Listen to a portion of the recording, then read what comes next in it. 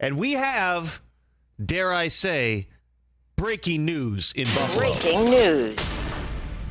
Breaking news. Stephon Diggs is back on the field. Oh, baby. In uniform, practicing. He's here, the Bills say, with no further explanation. That's it? That's all we're getting? I don't believe Sean McDermott talks today. He might talk tomorrow. We'll see. I hope Diggs talks. I hope he talks before the end of this show. Yeah, that'd be great. I'm curious to hear his explanation. There's always, I mean, this is the Diggsiest of all Diggs storylines, I think, here. Bottom line, back on the field. I was going to have this on my list of pre-training camp storylines, because it's the NFL. There's always big stories. Always. I keep on my whiteboard at home, I keep a list this time of year, just going down it to keep track of, okay, what are the biggest unresolved things? Let's go through this list right now, since we don't have to update it. You got DeAndre Hopkins. Yep. 2 visits this week. He's headed to visit the Patriots today and tomorrow. It is conceivable that we could have a DeAndre Hopkins landing spot by the end of the week. The Titans, from what I'm told, when he visited them Sunday, Monday, there was not an offer. There were no negotiations. Good visit, though. And they're kind of waiting right now to see how everything shakes on Hopkins' end.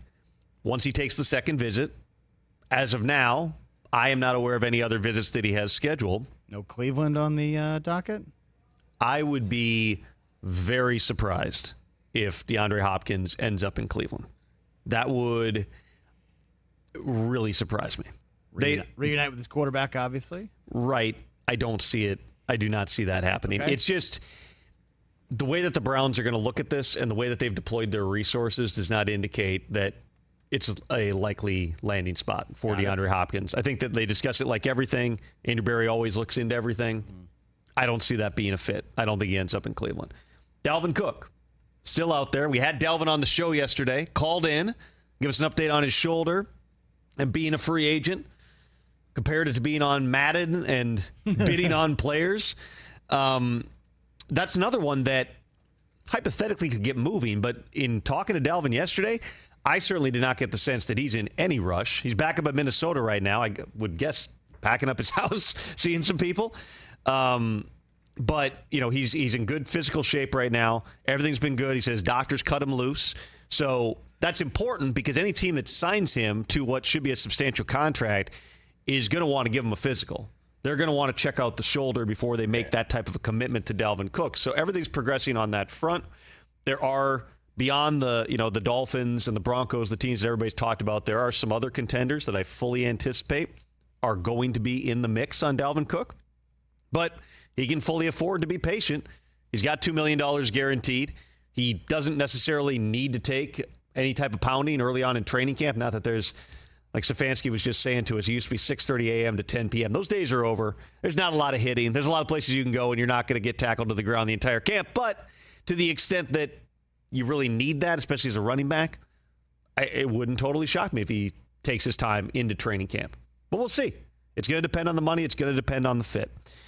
Jimmy G, still a storyline, just because at some point he's got to pass the physical. Yeah, exactly. Del Tufo's he's the quarterback of, what was the team name again, Del Tufo, yesterday? The Del Tufo D's Nuts. That's right. Las Vegas. But you were based in, North Vegas, I believe it was. North Vegas. Listen, everything that I've been told on that front is Jimmy's in. I just can't get over it. Every time you say it, you got this big grin on your face. Because we'd have a fun time. I get it. I know why you drafted him. You've made this abundantly clear. I got a couple good players on the team. Travis and Parsons. Come on. Jimmy G, everything that I've been told is this is progressing the way they thought it would. You go look at a lot of Patriots deals. There's plenty of players who they couldn't pass physical. They don't get their signing bonus until they do. So it's an unusual situation just because it's a quarterback. That's a weird photo of Jimmy we just showed right there. Did that look odd? Anybody else just see that? Oh, I missed it. Is that a natural smile? Well, He's a good-looking man, but Joker-esque. That looks like a Jimmy G wax statue. Way to get a load of me. It's something slightly off. That's what I mean. It's unusual because it's a big financial commitment. It's a quarterback, and they had to delay a press conference So once he passes the physical, the signing bonus gets paid, everything's on track, but still one to track throughout the course of this offseason. Then you've got, the extensions. That's a big one. We'll talk with Brandon Staley about it when he joins us in a little bit here, what's going on with Justin Herbert. But you're talking about potentially market resetting deals for multiple different players here. The Joe Burrow Bengals one will be fascinating, just knowing what the Bengals' traditional contract structure has been. They're one on the short list of teams. It's really just them and the Steelers that don't do any guarantees beyond year one. Other than, in Pittsburgh's case, the quarterback they've bent in the past to get like a Ben Roethlisberger deal done. Are the Bengals willing to go anywhere near a fully guaranteed structure for Joe Burrow, which, listen, he's one of the best young quarterbacks in the game. He has the leverage to command anything, but he's also under contract to one team for the next 2 years.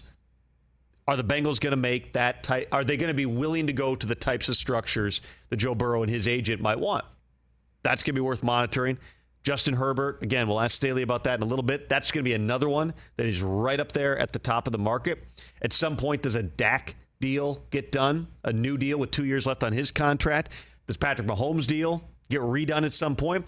We've continued to see the quarterback market skyrocket. I mean, the first $40 million quarterback was not that long ago, and now I believe there's 10. I mean, that's how much this has changed over the past several years here. Now we're talking about $50 and $60 million quarterbacks, which, of course, changes your whole dynamic. There's other extensions, too. Does Justin Jefferson get done at some point? He did show up and was practicing with his teammates. He actually said yesterday, regardless of the contract, he's going to show up on time to training camp, which makes sense. He's a 3-year player. Again, they've got him under contract for the next 2 seasons. But he's also a guy who, if Kwesi Adolfo-Mensah and the Vikings are trying to figure out, okay, when should we do this deal? You want to get the deal done sooner than later. Not only because you want Justin Jefferson to feel loved and because you want him to be there and be a leader for your team, but also because the receiver market keeps going up and up and up. Is this there's a lot of 3-year wide receiver deals. Is this a 3-year, $90 million deal for Justin Jefferson? I don't know. But I don't know that it's far off. And if his agents are looking at this, and no one has told me this, but I'm looking for something that's pretty close to that range, just seeing what all these other wide receivers have been getting paid. So you have to keep an eye on that one. There's obviously the quarterback competitions as well.